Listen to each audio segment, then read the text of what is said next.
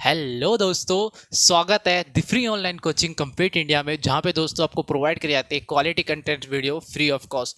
दोस्तों अब तक मैंने इकोनॉमिक्स की क्लासेस को रिकॉर्ड कर लिया है और आपके लिए अपलोड भी कर दिया है। अगर आपने नहीं देखा है तो लिंक डिस्क्रिप्शन में जाके देख लो। हर एक टॉपिक को कवर करा गया है, जस्ट लाइक पेड कोर्सेज मैंने सब कुछ प्रोवाइड कर दिया है आपको। आप यूट्यूब में जाके मेरे कंप्लीट इंडिया चैनल में जाके देख सकते हो, मैं आपको लिंक प्रोवाइड कर दूंगा डिस्क्रिप्शन में। दोस्तों आज हमें करना है मैनेजमेंट या फिर कह लीजिए बिजनेस स्टडीज़। हम 12th क्लास की आज दोस्तों बिजनेस स्टडीज़ करेंगे और 12th क्लास की बिजनेस स्टडीज़ दोस्तों बहुत ज़्यादा इंटरेस्टिंग है, क्योंकि जो भी स्टूडेंट्स अपनी आप मतलब आगे बीबीए करना चाहते हैं, एमबीए करना चाहते हैं, तो वो तो मतलब बिल्कुल स्पेशल फोकस देके चल सकते हैं। उनको बहुत ज़्यादा इंटरेस्ट आएगा पढ़ने में, क्योंकि आपका जो इस बार बिजनेस स्टडीज़ है वो बिल्कुल सिस्टमैटिक है। मतलब जो आपने 11th क्लास में पढ़ा था उसकी तरह नहीं, बिल्कुल हैपेजार्ड मैनर में। कभी आप सोल प्रोप्राइटरशिप पढ़ रहे हो, कभी आप सिंगल ऑनर फॉर्म जैसे मैंने आपको बताया अभी, और या फिर आप क्या हिंदू अनडिवाइडेड फैमिली के बारे में पढ़ रहे हो या कुछ और पढ़ रहे हो। इस बार आपको बिल्कुल सिस्टमैटिक है कि आप बिल्कुल मैनेजमेंट ही पढ़ोगे, और साथ ही साथ आप पढ़ोगे फाइनेंशियल मैनेजमेंट। आपकी 2 बुक्स है, एक में आप मैनेजमेंट के बारे में पढ़ोगे कि मैनेजमेंट बेसिकली होता है क्या, उसके बाद आप पढ़ोगे दोस्तों फाइनेंशियल मैनेजमेंट एंड मार्केटिंग। तो यानी बिल्कुल आपको इस बार ना सिस्टमैटिक तरीके से सीबीएसई ने जो है आपको प्रोवाइड करा है सिलेबस, और उसी हिसाब से आपको पढ़ना है और आपको बिल्कुल इंटरेस्ट आएगा पढ़ने में, क्योंकि कॉमर्स का जो सब्जेक्ट है अकाउंटेंसी वो बिजनेस स्टडीज़ से बहुत ज़्यादा रिलेट करता है। क्योंकि आपने बिजनेस मतलब अकाउंटेंसी में भी फाइनेंशियल मैनेजमेंट पढ़ा था, मतलब फाइनेंशियल अकाउंटिंग पढ़ी थी, तो अब आप उसका मैनेजमेंट पढ़ोगे, और जब आप मैनेजमेंट पढ़ोगे तो आपको बहुत ज़्यादा अच्छा लगेगा। तो चलिए दोस्तों अब हम स्टार्ट कर लेते हैं। मैनेजमेंट के जो भी आपकी बिजनेस स्टडीज़ है उसमें तो आपकी 2 बुक्स हैं, उनका वेटेज कितना कितना एग्जामिनेशन में आएगा, तो चलिए दोस्तों देखते हैं।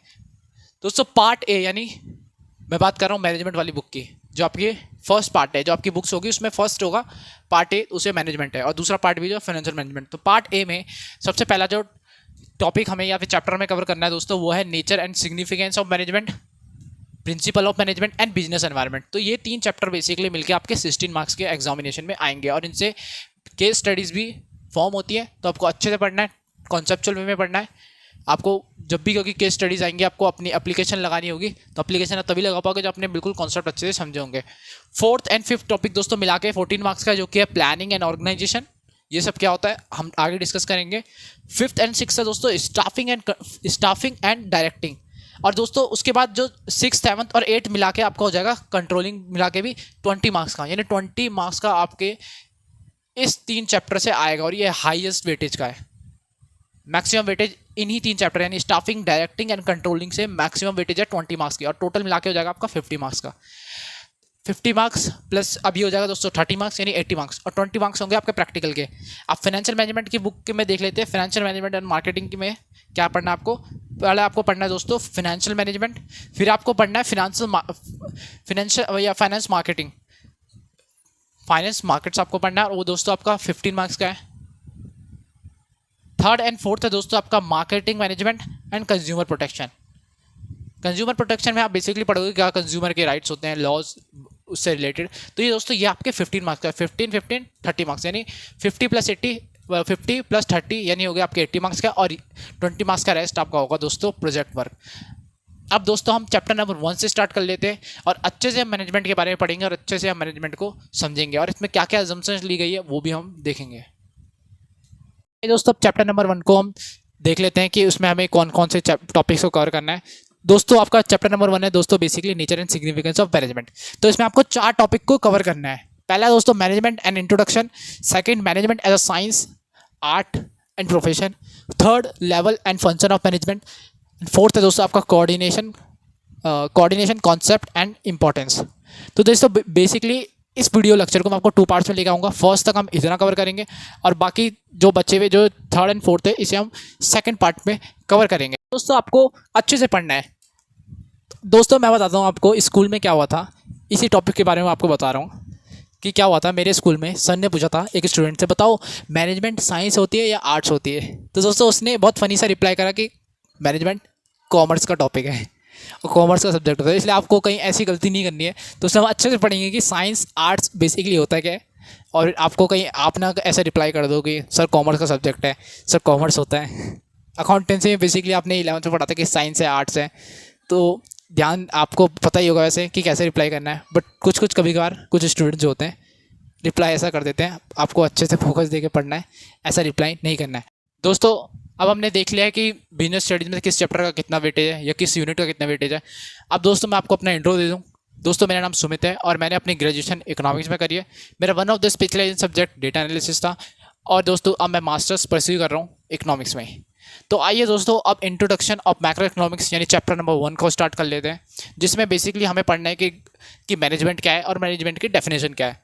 तो मैनेजमेंट क्या है उससे पहले मैं आपको थोड़ी बहुत चीज़ें बता देता हूँ। दोस्तों देखो दोस्तों, मैनेजमेंट जो है आपने बहुत बार सुना होगा, बहुत बार आपने शब्द सुने होंगे, पर आपको अब ना इसे मैनेजमेंट को कंपनी की लैंग्वेज में पढ़ना है। यानी अब आपको मैनेजमेंट पढ़ना है जिस तरह से हम कंपनी में मैनेजमेंट करते हैं वो वाला मैनेजमेंट आपको पढ़ना है, क्योंकि मैनेजमेंट हर जगह मैनेजमेंट होता है। एजुकेशन की फील्ड में मैनेजमेंट होता है, रेवेन्यू डिपार्टमेंट में मैनेजमेंट होता है, रिलीजियस प्लेसेस में मैनेजमेंट होता है। पर आपकी जो बुक है वो बेसिकली कंपनी से रिलेटेड है या फिर बिजनेस स्टडीज से रिलेटेड है। तो आपको जितना भी कंपनी में मैनेजमेंट होता है उस मैनेजमेंट को पढ़ना है, जिसमें दोस्तों हम क्या करते हैं, सबसे पहले हम करते हैं प्लानिंग। आपको 5 मैनेजमेंट के 5 एलिमेंट्स हैं, उसमें से दोस्तों planning, organising, staffing, directing and controlling. तो सबसे पहले आपका दोस्तों प्लानिंग। तो आप क्या करते हो, जब भी आप बड़ी किसी ऑर्गेनाइजेशन में जाते हो तो उसमें पहले आप प्लानिंग ही तो करते हो। जब भी आप किसी काम को करने से पहले क्या करते हो, प्लानिंग ही तो करते हो, क्योंकि प्लानिंग करोगे तभी तो आप उसको एग्जीक्यूट कर पाओगे। अब जब दोस्तों आपने प्लानिंग कर लिया है, मान लो आप किसी भी कंपनी में जो है आपको manager as a manager recruit करा है, तो आप क्या करोगे, पहले आप मतलब आप प्लानिंग करोगे कि हमें किस काम को कैसे एग्जीक्यूट करना है। उसके बाद क्या करोगे दोस्तों, आप ऑर्गेनाइजिंग करोगे। आप हर एक आदमी का यानी हर एक जो आपका एम्प्लॉय है या तो उसका आप क्या करोगे, या वर्कर है उसको आप क्या बताओगे, डायरेक्शन दोगे। मतलब डायरेक्शन ही मेरा मतलब है ऑर्गेनाइज करोगे, हर उसको कितना काम करना है, किसी वर्कर को क्या काम करना है, उसकी जिम्मेदारी क्या है, किसी जो दूसरा एम्प्लॉयर है उसकी जिम्मेदारी क्या है।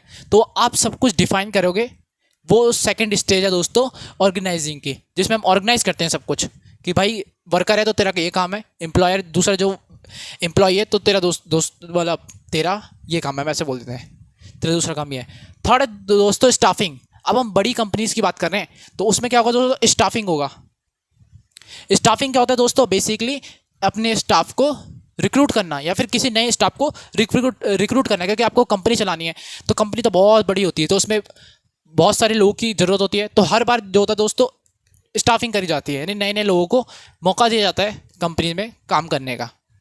फोर्थ है दोस्तों डायरेक्टिंग। अब जब आपने प्लानिंग भी कर ली, वर्कर को उनका काम बता दिया, नए लोगों को भी आपने रिक्रूट कर दिया, आप क्या करोगे, उन्हें डायरेक्ट करोगे कि आपको ये काम इस तरह से करना है। जो बड़े बड़े मैनेजर होंगे बताएंगे आपको इस काम को इस तरह से करना है, उस तरीके से करना है, आप ऐसे करके बताओगे ना। तो वो होता है दोस्तों आपका डायरेक्टिंग, वो होता है आपका फोर्थ एलिमेंट। और फिफ्थ होता है दोस्तों कंट्रोलिंग। अब जब आप मैनेजर बन गए हो तो आप उन सबको कंट्रोल करोगे। आप देखोगे कहीं कोई गलती तो नहीं कर रहा, अगर कोई गलती कर रहा होगा तो आप उसे बताओगे कि ऐसे सॉल्व करना है प्रॉब्लम को। तो आप दोस्तों देख सकते हैं कि ये सब चीज़ें पांचों के पांचों जो एलिमेंट है ये बिल्कुल सिस्टमैटिक है। यानी सबसे पहले आप करते हो प्लानिंग, फिर आप करते हो डायरेक्टिंग, मतलब आप उन्हें बताते हो कि आपको ये आपका काम है, आपको इस तरह से अपने ऑब्जेक्टिव अचीव करने हैं। थर्ड फिर दोस्तों आप क्या करते हो, जल्दी से जाके आप स्टाफिंग कर लेते हो, नए लोगों की भर्ती कर लेते हो। फोर्थ दोस्तों आप करते हो फिर डायरेक्टिंग एंड देन आपका करते हो आप दोस्तों कंट्रोलिंग। तो यानी पांचों चीजें सिस्टम में। अब इसकी डेफिनेशन क्या कहते हैं दोस्तों, it refers to conducting a set of functions, planning, organising, staffing, directing and controlling to get the work done in efficient and effective manner. अगर आप इन पांचों चीज़ों को एक साथ करोगे तो दोस्तों आपको मिलेगा इफेक्टिव और एफिशिएंट रिजल्ट। अब दोस्तों हमें मैनेजमेंट की जरूरत क्यों पड़ी थी, क्योंकि दोस्तों हमारे पास जो रिसोर्सेज है वो लिमिटेड है और हमें जो मैनेजमेंट करना है वो बहुत ही ज़्यादा बड़े एरिया का करना है, ताकि हमारी कॉस्ट और टाइम दोस्तों कम से कम समय में, मतलब कम से कम समय हमारा लगे, कम से कम हमारी कॉस्ट लगे, ताकि हमारी कंपनी का क्या हो, प्रॉफिट ज़्यादा हो। जब आपका प्रॉफिट ज़्यादा होगा तो आपका बिजनेस ग्रो करेगा, और बिजनेस ग्रो करेगा तो क्या होगा दोस्तों, आपको प्रमोशन होगा। अब दोस्तों देख लेते हैं कि इफेक्टिव और एफिशिएंट से क्या मतलब है। इफेक्टिव बेसिकली क्या होता है, एफिशिएंट क्या होता है। देखो दोस्तों इफेक्टिव जो होता है उसका उस कॉन्सेप्ट का मानना है कि जो भी हम काम कर रहे हैं उसे हम जल्दी से जल्दी कर लें। हमें मिनिमम से मिनिमम टाइम में किसी भी काम को करोगे तो दोस्तों आप कह दोगे इसे इफेक्टिव, यानी completing the task on time at any cost, कितनी भी लागत लगे पर काम समय पे हो जाए। और एफिशिएंट क्या होता है दोस्तों, completing the task on the minimum cost. Effective time जितना मतलब टाइम कम लगे, कॉस्ट कितनी भी लगे। और एफिशिएंट होता है, एफिशिएंट मतलब कितनी आप में आप क्या मतलब कितने एफिशिएंटली आप काम कर पाते हो, इसका मतलब ये होता है कितने आपके वर्कर एफिशिएंटली काम कर पाते हैं। मिनिमम से मिनिमम कॉस्ट, यानी हम आपको मिनिमम कॉस्ट में करना है, टाइम कितना भी लगे। अब दूसरा दोस्तों ऑब्जेक्टिव होता है कि achieving the result on time. जो एफिशिएंट होता है वो कहता है हमें अचीव करना है रिजल्ट टाइम पे, और एफिशिएंट कहता है हमें कॉस्ट बेनिफिट एनालिसिस करना है, मतलब कॉस्ट कम लगे और बेनिफिट जिस वजह से आपकी कॉस्ट कम होगी तो आपको बेनिफिट ज़्यादा होगा, प्रॉफिट ज़्यादा होगा। थर्ड दोस्तों इसका टाइम एंड कॉस्ट, यानी एफिशिएंट इफेक्टिव में क्या आपका ऑब्जेक्टिव होता है, मेन कंसिडरेशन होता है दोस्तों। ऑब्जेक्टिव तो हमने कर लिया, मेन कंसिडरेशन होता है टाइम इफेक्टिव में, और एफिशिएंट में होता है दोस्तों आपका कॉस्ट, कि आपको कॉस्ट कम लगानी है।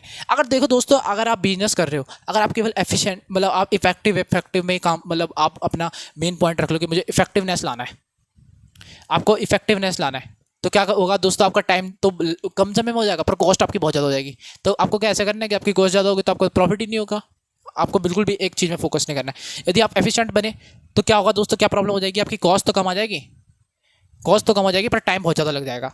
तो हम क्या करते हैं, एफिशिएंट और इफेक्टिव हमें दोनों बनना है। अगर आपको अच्छा मैनेजर बनना है तो आपको इफेक्टिव और एफिशिएंट दोनों बनना है। तो इसलिए दोस्तों क्या होता है, आप जब मैनेजमेंट करते हो तो उसमें आप दोनों चीज़ों को, अपने काम को दोनों चीज़ों के थ्रू पूरा करते हो। जैसे इफेक्टिव भी आपका काम होना चाहिए और एफिशिएंट भी होना चाहिए, एफिशिएंट भी और इफेक्टिव भी, तभी आप अच्छे मैनेजमेंट तक। दोस्तों हमने पढ़ लिया है कि मैनेजमेंट टाइम और कॉस्ट दोनों को कम करने की कोशिश करता है, यानी मैनेजमेंट टाइम एंड कॉस्ट को रिड्यूस करता है ताकि हमें अच्छे से अच्छा इफेक्टिव और एफिशिएंट रिजल्ट मिल सके। अब दोस्तों हम पढ़ लेते हैं कि मैनेजमेंट की कैरेक्टरिस्टिक्स क्या है। तो बेसिकली आपको 7 कैरेक्टरिस्टिक्स इसकी याद रखनी है। सबसे पहला दोस्तों, management is a goal oriented process. हर एक ऑर्गेनाइजेशन का एक गोल होता है, किसी का गोल प्रॉफिट मैक्सिमाइजेशन होता है, किसी का गोल कंज्यूमर सेटिस्फैक्शन होता है कि कंज्यूमर को अच्छे से अच्छे हम सेटिस्फाई कर सकें ताकि हमें लॉन्ग टर्म में बेनिफिट हो। तो दोस्तों मैनेजमेंट क्या करता है, हमें उसी गोल को अचीव करने में हेल्प करता है। और हेल्प कैसे करता है दोस्तों, आपने मैनेजमेंट में पढ़ा कि प्लानिंग होती है, तो उसमें उसी में सबसे पहला क्या होता है, प्लानिंग। तो हम प्लानिंग करते हैं कि हमें किस तरह से अपने काम को करना है और किस तरह से हमें अपने वर्क को डिवाइड करना है, फिर हम डायरेक्शन कैसे करना है, फिर हमें न्यूली रिक्रूट करना है। तो इस तरह से सब में वो क्या करता है, कोऑर्डिनेशन बैठाता है, और जब कोऑर्डिनेशन बैठेगा दोस्तों हमारा गोल अचीव हो जाएगा। तो यानी आपने पहला पॉइंट समझ लिया कि management is a goal oriented process, यानी हमें अपने गोल की तरफ ले जाता है और गोल ओरिएंटेड ही रहता है, कैसे भटकता नहीं है अपने रास्ते से, हमें अपने गोल अचीव करने में हेल्प करता है और हमेशा फोकस रहता है। दूसरा है दोस्तों, मैनेजमेंट इज ऑल परवेसिव, यानी मैनेजमेंट हर जगह है। रेवेन्यू डिपार्टमेंट में देख लो मैनेजमेंट होगा, फिनेंशियल मार्केटिंग में देख लो मैनेजमेंट होगा, एजुकेशन डिपार्टमेंट में मैनेजमेंट, आप ले लीजिए रिलीजियस प्लेसेस, सब जगह मैनेजमेंट, जहाँ भी मैनेजमेंट है वहाँ काम अच्छे से होगा, यानी हर जगह मैनेजमेंट। दोस्तों अब थर्ड टॉपिक को समझ लेते हैं कि मैनेजमेंट इज मल्टी डायमेंशनल। जैसे हम इस पर क्या करते हैं दोस्तों, मैनेजमेंट ऑफ पीपल करते हैं, मैनेजमेंट ऑफ वर्क करते हैं, मैनेजमेंट ऑफ ऑपरेशंस करते हैं। अब वर्क मैनेजमेंट ऑफ वर्क क्या है दोस्तों, जो भी हम काम करते हैं, जैसे मान लीजिए आप हॉस्पिटल में है, ये फिर हॉस्पिटल है, तो उस पर जो भी हॉस्पिटल का काम होगा, जैसे पेशेंट्स को अच्छे से मतलब मेडिसिन प्रोवाइड करना, फूड प्रोवाइड करना, तो उसमें क्या करते हैं दोस्तों, हम अपने वर्क का पूरी तरह से मैनेजमेंट करते हैं। जो हम अपना काम कर रहे हैं उसे अच्छे से मैनेज करके प्रोवाइड करेंगे अपने कंज्यूमर को या कस्टमर को। और जो फर्स्ट है दोस्तों, फर्स्ट हमने डिस्कस कर लिया मैनेजमेंट ऑफ वर्क। सेकंड है दोस्तों, इसके 3 ही है, ये थोड़ा ऊपर नीचे हो गए। दूसरा है दोस्तों मैनेजमेंट ऑफ पीपल, यानी हम जो भी अपना ऑर्गेनाइजेशन में जितने भी हमारे एम्प्लॉयज़ हैं हम उनका भी मैनेजमेंट करते हैं। ऐसे नहीं कि हम उन्हें बिल्कुल खुले में छोड़ देंगे कि जो उनका मन कर रहा है वो कर रहा है। अगर वो ऐसे छोड़ देंगे तो बिल्कुल भी मैनेजमेंट नहीं होगा, कोई कुछ काम को करेगा फिर कोई कुछ काम को करेगा, तो यानी ऐसा होगा कि हैपेजार्ड हो जाएगा हर चीज़। पूरी तरह से जो हमारा गोल है हम उसे अचीव नहीं कर पाएंगे, तो इसलिए हम मैनेजमेंट ऑफ पीपल का भी मैनेजमेंट करते हैं। और ऑपरेशंस, यानी मान लो आप शू मेकिंग फॉर्म में हो, तो शू मेकिंग फॉर्म में क्या होता है, आपको रॉ मटेरियल चाहिए, फिर रॉ मटेरियल के बाद उसे आप कन्वर्ट करोगे, फिर उसे आप सप्लाई चेन में डालोगे, फिर आप उसे कंज्यूमर को दोगे। तो बेसिकली इसमें हम क्या कर रहे हैं, अपनी जो ऑपरेशंस है, बिजनेस में ऑपरेशंस कर रहे हैं हम, उसका भी मैनेजमेंट करते हैं। यानी management is a multi dimensional है, हर चीज़ को मतलब कर लेता है मैनेजमेंट, मतलब हर चीज़ मैनेजमेंट है। जैसे मल्टी डायमेंशनल कैसे कि पीपल में भी मैनेजमेंट होता है, वर्क का भी मैनेजमेंट होता है, ऑपरेशंस का भी मैनेजमेंट होता है। इस तरह से कहते हैं हम कि ये मल्टी डायमेंशनल है, किसी एक चीज़ में फोकस नहीं है, हर चीज़ में फोकस है। Management is continuous process. अब मैनेजमेंट एक कॉन्टीन्यूस प्रोसेस है, ऐसा तो है नहीं कि हमने कुछ प्लानिंग करी कि हम इस काम को ऐसे करेंगे, फिर हमने डायरेक्टिंग करी, स्टाफिंग करी, सब कुछ करा, उसके बाद हमने एक गोल अचीव कर लिया, एक क्वार्टर में तो हमने बेनिफिट उठा लिया, बहुत ज़्यादा प्रॉफिट कर लिया, अब फिर अगले क्वार्टर में हम छोड़ देंगे, उसे मैनेजमेंट नहीं करेंगे। तो ऐसा नहीं है दोस्तों, management is a continuous process. हर एक क्वार्टर में जब तक आपकी ऑर्गेनाइजेशन रहेगी तब तक आप मैनेजमेंट करोगे। फिफ्थ है दोस्तों आपका management is a group activity. अब देखो दोस्तों क्या होता है, इसमें हमने अजम्पशन भी लेके चले हैं आपकी बुक में कि हम जो मान रहे हैं कि बड़ी कंपनी मान रहे हैं जिसमें हम बहुत सारा ग्रुप फॉर्म कर सकते हैं। जैसे मान लो अब आपकी कंपनी है तो आपको ग्रुप में ही लेके काम करना है, ऐसे नहीं आपने लोगों को अब आपको मतलब अपने एम्प्लॉयज़ को ऐसे छोड़ दिया, आपको ग्रुप में लेके चलना उन्हें, ताकि आप अपने गोल को अचीव कर पाओ कम समय में और कम आपके कॉस्ट में। यानी आपको सबको साथ लेके चलना है, आपको ग्रुप एक फॉर्म करना है ताकि आप अपने गोल को अच्छे से अच्छे तरीके से अचीव कर पाओ। ये ग्रुप एक्टिविटी है बेसिकली। आपने ग्रुप एक्टिविटी स्कूल में भी करी होंगी जिसमें आप बेसिकली 4-5 जो स्टूडेंट्स होंगे एक साथ मिलकर किसी एक्टिविटीज़ को परफॉर्म करते होंगे, तो वैसी मैनेजमेंट में है। अब management is a dynamic function. अब देखो बेसिकली दोस्तों हमारा जो बिजनेस एनवायरनमेंट होता है उसमें पॉलिटिकल एनवायरनमेंट भी होता है, मतलब पॉलिटिक्स भी इन्वॉल्व होती है आपके, और भी बहुत सारी चीज़ें इन्वॉल्व होती है, जैसे नेचुरल क्लाइमेट भी इन्वॉल्व होता है। तो उसमें क्या होता है दोस्तों, मैनेजमेंट जो होता है आपको उन डायनेमिक फंक्शन करता है बेसिकली, उन प्रॉब्लम से भी आपको फेस करके निकालता है, मतलब अच्छे से आपको उस प्रॉब्लम को भी सॉल्व करने में हेल्प करता है। और सेवंथ है दोस्तों मैनेजमेंट इज इनटेंजिबल फोर्स। आप मैनेजमेंट को छू नहीं सकते। टेंजिबल होता है दोस्तों वो आइटम जिनको आप महसूस कर सकते हो, छू के फील कर सकते हो, और इनटेंजिबल जिन्हें आप नहीं छू सकते, वो इनटेंजिबल है, अदृश्य है, कभी दिखता नहीं है। तो यानी मैनेजमेंट भी एक इनटेंजिबल है, कहीं दिखता नहीं है, पर उसका इम्पैक्ट जो होता है बहुत ज़्यादा होता है। आइए दोस्तों अब मैनेजमेंट के ऑब्जेक्टिव्स को पढ़ लेते हैं। इनको जानना आपको बहुत ज़रूरी है और आपके एग्जामिनेशन के पॉइंट ऑफ व्यू से भी बहुत ज़्यादा इंपॉर्टेंट होते हैं। तो दोस्तों आपको बेसिकली 3 ऑब्जेक्टिव को पढ़ना है। सबसे पहला ऑब्जेक्टिव जो है दोस्तों आपका है ऑर्गेनाइजेशनल ऑब्जेक्टिव। सेकंड हमने कवर करना है सोशल ऑब्जेक्टिव। थर्ड होता है दोस्तों पर्सनल ऑब्जेक्टिव। अब एक एक करके देख लेते हैं कि बेसिकली है क्या। ऑर्गेनाइजेशनल ऑब्जेक्टिव दोस्तों आपका एक ऑर्गेनाइजेशन का एक ऑब्जेक्टिव हो सकता है, जैसे कि उसका लंबे समय तक सर्वाइव करना, प्रॉफिट अर्न करना और ग्रोथ करना। सर्वाइवल से मतलब है दोस्तों हमें अपनी ऑर्गेनाइजेशन को अनफोर्सिबल पीरियड ऑफ टाइम तक सर्वाइव कराना है, जो समय हमने देखा भी ना हो, मतलब भविष्य में जो भी टाइम आए या फ्यूचर में कोई भी टाइम है जो हमने देखा ना हो, मतलब इतनी दूर तक हमें अपनी ऑर्गेनाइजेशन को सर्वाइव कराना है। और ये आपको दोस्तों मैनेजमेंट हेल्प करता है और ये मैनेजमेंट का एक ऑब्जेक्टिव भी है। और दूसरा दोस्तों आपका प्रॉफिट। प्रॉफिट कैसे, अगर आप ऑर्गेनाइजेशन में हो और आप प्रॉफिट ही जनरेट नहीं करोगे तो आपकी ऑर्गेनाइजेशन कैसे रन करेगी। तो बेसिकली दोस्तों ऑर्गेनाइजेशन का दूसरा ऑब्जेक्टिव ऑर्गेनाइजेशनल ऑब्जेक्टिव जो आपका दूसरा है दोस्तों वो है प्रॉफिट। और थर्ड जो है दोस्तों आपका ग्रोथ, यानी आपकी ऑर्गेनाइजेशन जो है धीरे धीरे ग्रोथ करती रहे। ऐसा ना हो कि बिल्कुल स्टैटिक हो जाए, बिल्कुल ग्रोथ ही ना कर रही हो, वहीं पर अटक जाए, नहीं ऐसा नहीं, आपकी ऑर्गेनाइजेशन ग्रोथ भी करे। अब दोस्तों सेकेंड ऑब्जेक्टिव को पढ़ लेते हैं मैनेजमेंट के, जो कि दोस्तों सोशल ऑब्जेक्टिव। अब सोसाइटी की तरफ भी आपके कुछ काम होते हैं या कर्तव्य होते हैं एक तरीके से कह लीजिए, जो आपको पूरे करने पड़ते हैं। अगर आप उन्हें पूरा नहीं करोगे तो दोस्तों आप एक अच्छी सोशल लाइफ कैसे जी पाओगे। एज अ ऑर्गेनाइजेशन मैं आपको बता रहा हूँ। अब तो गवर्नमेंट ने क्या कर दिया है, कॉर्पोरेट सोशल रिस्पॉन्सिबिलिटी भी स्टार्ट कर दिया। यानी अब अगर कोई कॉर्पोरेट्स हैं तो उन्हें कुछ सोशल रूल्स अपने करने पड़ेंगे सोसाइटी में, क्योंकि वो अपना प्रॉफिट जनरेट कर रहे हैं तो सोसाइटी के लिए उन्हें कुछ कंट्रीब्यूशन भी करना ही पड़ेगा। जैसे कि दोस्तों पहला क्या होता है, सोशल ऑब्जेक्टिव क्या सोसाइटी को प्रोवाइड करते हैं, एम्प्लॉयमेंट। सबसे ज़्यादा बड़ी जो प्रॉब्लम होती है किसी भी कंट्री, डेवलपिंग कंट्री में, होती है दोस्तों एम्प्लॉयमेंट। तो यानी मैनेजमेंट जो होता है बेसिकली, या फिर ऑर्गेनाइजेशन जो होते हैं वो आपको हेल्प करते हैं एम्प्लॉयमेंट जनरेशन में। सेकंड जो होता है दोस्तों आपका एनवायरनमेंट की प्रोटेक्शन करते हैं। जैसे कि एनवायरनमेंट की प्रोटेक्शन कैसे करना है, ग्रीन ड्राइव चला देंगे या मतलब अपने कुछ सैपलिंग्स, ट्री सैपलिंग्स लगा देंगे इधर से उधर। तो इस तरह से ऐसा करेंगे, कोशिश करेंगे कि एनवायरनमेंट को कम हार्म हो और ज़्यादा से ज़्यादा वो एनवायरनमेंट को प्रोटेक्ट कर सकें या फिर अच्छा कुछ कर सकें एनवायरनमेंट के लिए। अब जो इतना पॉल्यूशन फैला रहे हैं तो उससे कुछ कर भी सकें अच्छा।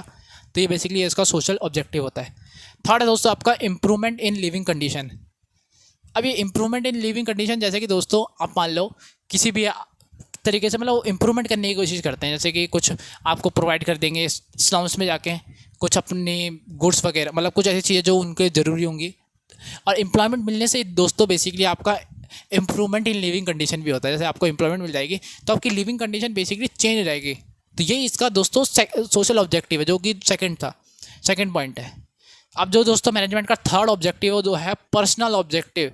पर्सनल ऑब्जेक्टिव जैसे मैं एज ए एम्प्लॉयर अगर काम कर रहा हूँ किसी भी ऑर्गेनाइजेशन में तो मेरे जो पर्सनल ऑब्जेक्टिव है उन्हें भी अचीव करने में हेल्प करता है। जैसे फाइनेंशियल नीड्स, अब मैं एम्प्लॉयमेंट मुझे मिलेगी तो मेरे क्या होगी, मेरी फाइनेंशियल नीड को पूरा करेगी। सेकंड दोस्तों सोशल नीड, अब मैं जब किसी सोसाइटी में रहूँगा तो मुझे कुछ ना मतलब ऑर्गेनाइजेशन में रहूँगा तो मुझे कुछ ना कुछ सोशल नीड्स तो पड़ेगी कि मेरे कोई कलीग्स होंगे वो मेरी हेल्प करेंगे। तो बेसिकली ये सोशल नीड्स की भी ज़रूरत को पूरा करता है। और थर्ड दोस्तों हाई लेवल नीड्स, जैसे आपके हायर आपको रिकॉग्निशन चाहिए बेसिकली। आपकी हाई लेवल आपको रिकॉग्नाइज करे, तो बेसिकली दोस्तों यही आपके पर्सनल ऑब्जेक्टिव के अंदर आता है। अब दोस्तों हम इम्पोर्टेंस ऑफ मैनेजमेंट पढ़ लेंगे, अच्छे समझेंगे। आइए दोस्तों अब इम्पोर्टेंस ऑफ मैनेजमेंट को पढ़ लेते हैं। इससे दोस्तों आपको 5 पॉइंट्स का याद रखना है कि इंपॉर्टेंस क्या है बेसिकली मैनेजमेंट का। हमने मैनेजमेंट तो कर लिया, अब उसके इंपॉर्टेंस क्या है। आइए दोस्तों मैं आपको बताता हूँ, इन शॉर्ट आपको समझ में आ जाएगा। एनीथिंग माइनस मैनेजमेंट, यानी आप कुछ भी चीज़ हो उससे अगर आप मैनेजमेंट घटा दोगे ना तो आपको मिलेगा दोस्तों ज़ीरो, फेलियर और दोस्तों नथिंग, कुछ भी नहीं मिलने वाला। यानी मैनेजमेंट बहुत ज़्यादा इंपॉर्टेंट है। बिना मैनेजमेंट के अगर कुछ भी काम करोगे तो वो खराब ही होगा, बर्बाद ही होगा। चाहे आप स्टडी की बात करो, आप पढ़ाई करो, बिना मैनेजमेंट के अगर आप पढ़ाई करोगे, बिना टाइम टेबल के आप पढ़ाई करोगे, बिना स्ट्रैटेजी के पढ़ाई करोगे तो आपको कुछ भी नहीं मिलेगा। इसलिए आपको हमेशा मैनेजमेंट बना के रखना है, आपको स्ट्रैटेजी बना के रखनी है। आप मैनेजमेंट पढ़ रहे हो तो मैनेजमेंट अपनी लाइफ में भी इंप्लीमेंट करना। फर्स्ट अब दोस्तों इंपॉर्टेंस पढ़ लेते हैं कि इंपॉर्टेंस क्या है। देखो दोस्तों, फर्स्ट है management helps in achieving group goals. अब मैंने आपको बताया दोस्तों, मैनेजमेंट में क्या होता है, हम ग्रुप एक्टिविटीज़ करते हैं, यानी हम ग्रुप पे काम करते हैं। और जब ग्रुप में हम काम करते हैं तो मैनेजमेंट हमें क्या हेल्प करता है, अचीव करने में ग्रुप गोल्स। यानी हम अपने ग्रुप के गोल जो हमने डिसाइड करते हैं हम उसे मैनेजमेंट के थ्रू अचीव कर सकते हैं। और यही दोस्तों इसकी पहली इंपॉर्टेंस भी है, यानी इतना ज़्यादा इंपॉर्टेंट है। सेकेंड है दोस्तों मैनेजमेंट इंक्रीज एफिशिएंसी। इंपॉर्टेंस इसकी सेकंड दोस्तों मैंने बताया आपको क्या है, मैनेजमेंट इंक्रीज एफिशिएंसी। यानी एफिशिएंसी कैसे इंक्रीज करता है, आपकी मिनिमम से मिनिमम कॉस्ट आएगी। अगर आप ग्रुप एक्टिविटी एक साथ परफॉर्म करोगे, कोऑर्डिनेशन के साथ करोगे, तो आपकी क्या होगी दोस्तों, कॉस्ट कटिंग होगी। कॉस्ट कटिंग होने से आपकी ऑर्गेनाइजेशन को बेनिफिट होगा। तो यानी मैनेजमेंट का दूसरा इंपॉर्टेंट पॉइंट क्या है, it's helps in increasing efficiency. Third है दोस्तों management creates a dynamic organisation. Dynamic organisation क्या होता है, तो दोस्तों मैंने आपको बताया डायनेमिक का मतलब क्या होता है। डायनेमिक का मतलब चेंज होने वाला, यानी जो एनवायरनमेंट होता है बेसिकली चेंज होता रहता है।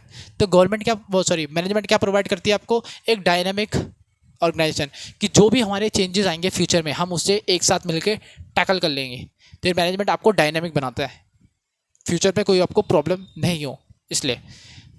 फोर्थ है दोस्तों आपका management helps personal objectives, helps to achieve personal objectives.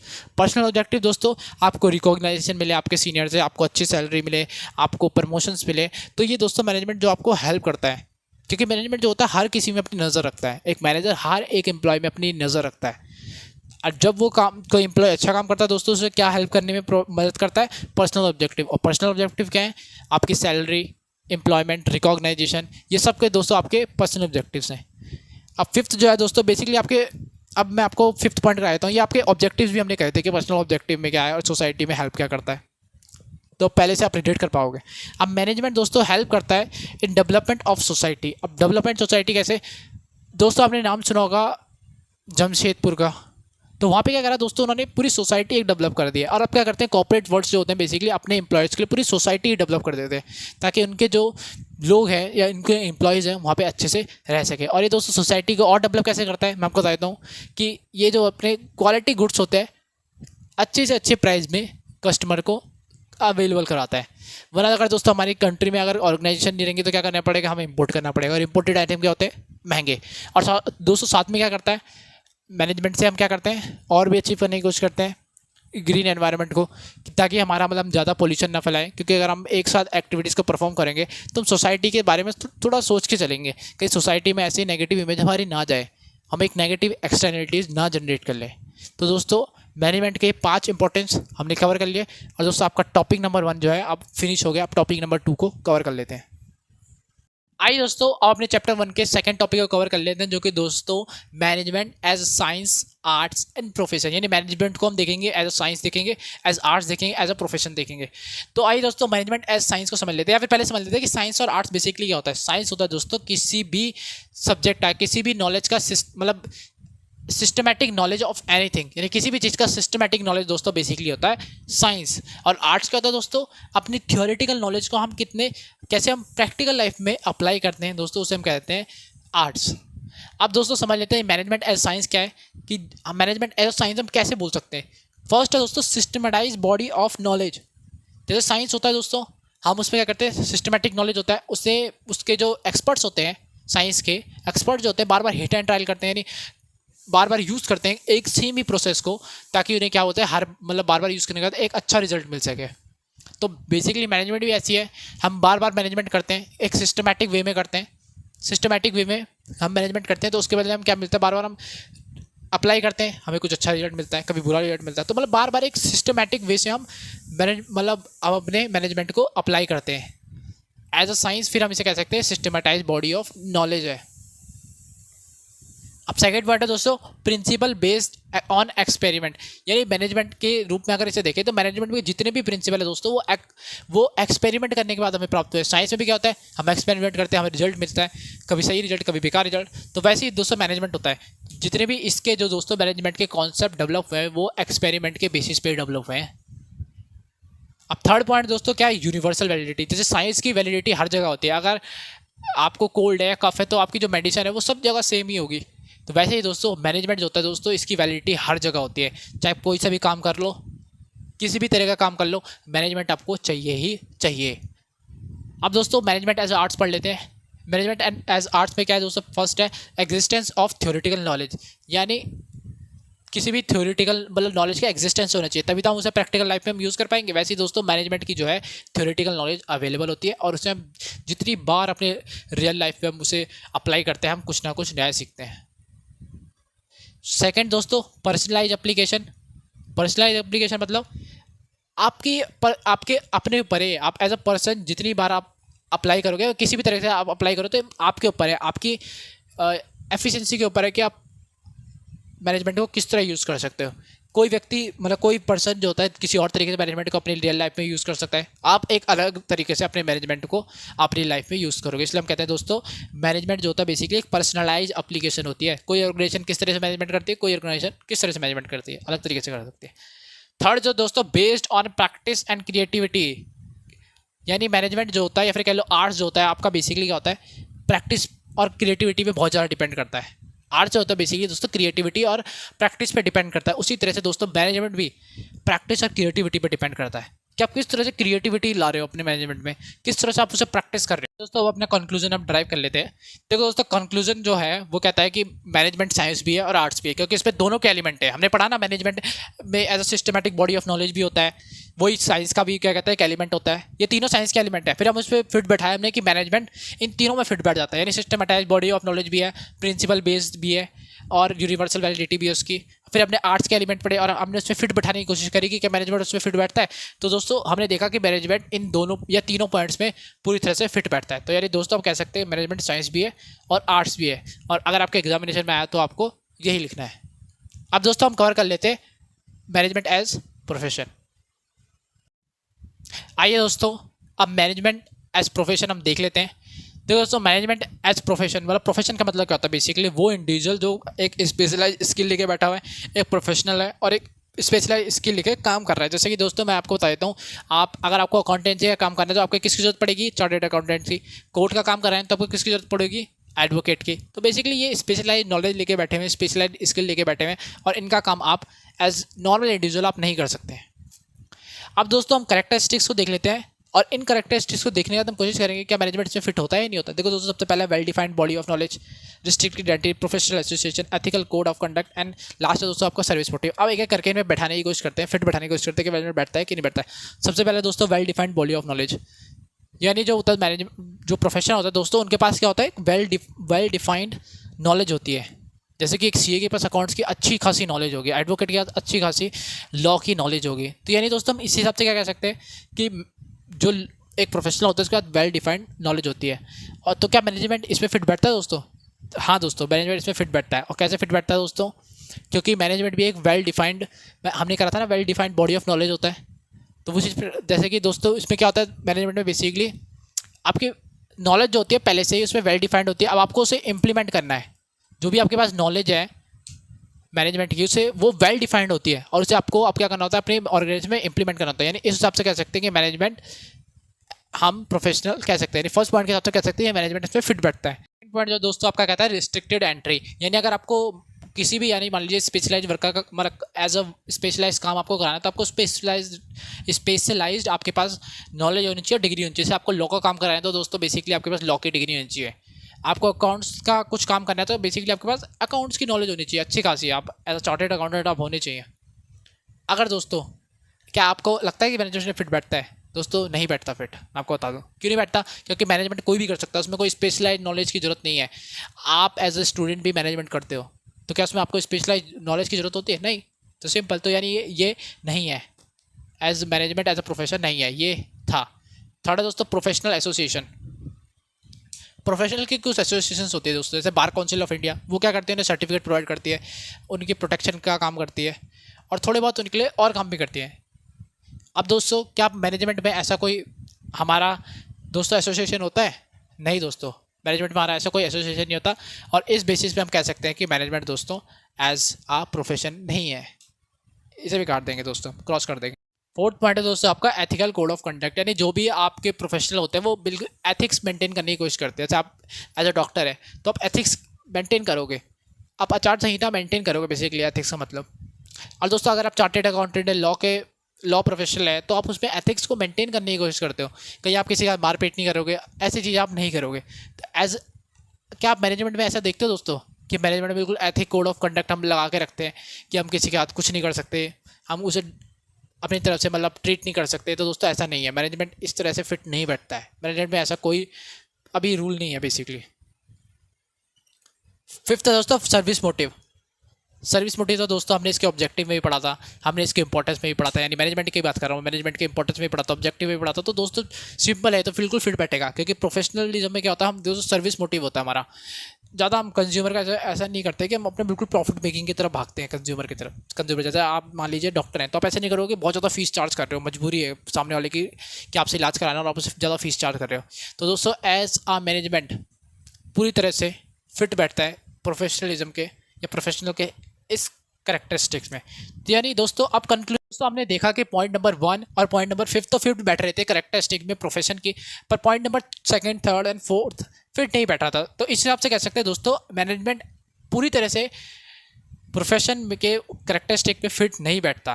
तो यानी मैनेजमेंट एज अ प्रोफेशन हम पूरी तरह से एक्सेप्ट नहीं कर सकते कि बैठते हैं, थोड़ा बहुत कह सकते हैं कि हाँ करता भी है और नहीं भी करता है, क्योंकि अभी हमारे इंडिया में प्रोफेशन का उस तरह से या मैनेजमेंट का उस तरह से अभी डेवलपमेंट नहीं हुआ है कि हम उसे पूरी तरह से फिट बैठा सके मैनेजमेंट में।